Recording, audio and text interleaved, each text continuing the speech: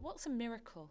Well, a miracle is it's an event, all right? It's an event, an impossible event which breaks the laws of nature, okay?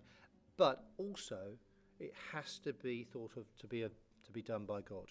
Okay, and do they still exist? Do they still happen? Well, people say they do, and we'll be looking at issues to do with like Lourdes, for instance, in the south of France, where there are supposed to be miracles which happen there. Okay. I'm going to first talk a little bit about the idea of why miracles might prove God's existence. If we can't actually prove anything scientifically about why something has happened, then it must, by definition, have been caused by something outside of nature, outside of the world, okay? Yeah. Now, the next logical step is that the only thing that can be outside of nature and outside of the world is God, right? So it stands for the reason, therefore, that God must have somehow intervened in the world to have caused this miracle.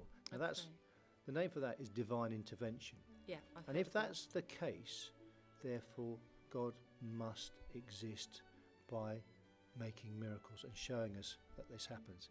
And in the New Testament, the word for miracles, the Greek word for miracles, is signs. So maybe a miracle is the sign of God's work in the world. Okay, that's really impressive.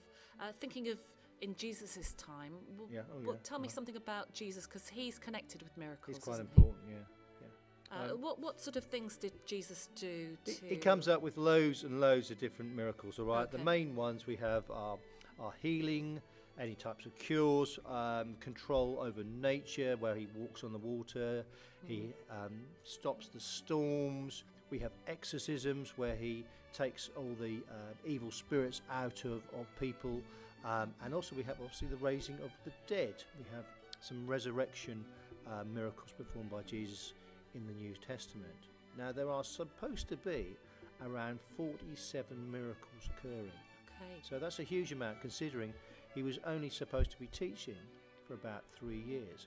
And I guess for Christians, this shows that he has got the power of God.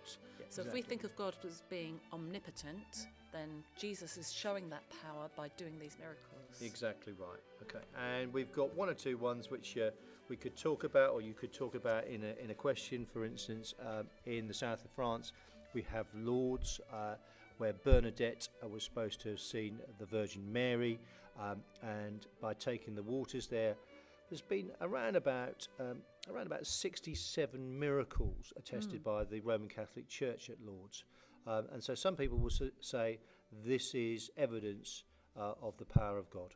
Okay, so there are still miracles today. Excellent. What are the arguments against miracles? Well, again, you have to go back to David Hume, because this guy is totally against miracles, and he suggests things like, for instance, that unfortunately the people who believe that they have seen miracles are rather ignorant. Oh, right? Yeah, exactly. A little bit rude. Yeah. Doesn't believe that they were intelligent enough to be able to work out what the natural causes were. He talks about the fact that they happen in foreign countries, and therefore, again, they can't be trusted. Oh, a bit racist then. Well, yeah, certainly something that we wouldn't advocate today, obviously. Okay. So there are some quite strong arguments against miracles from David Hume. And then we've also got the arguments that perhaps people would say these days, we don't have enough scientific knowledge yet. Exactly. Maybe science will tell us one day what the cause is. In the future, we'll be able to work out that it's not a miracle. It's just we didn't realise the cause at that time.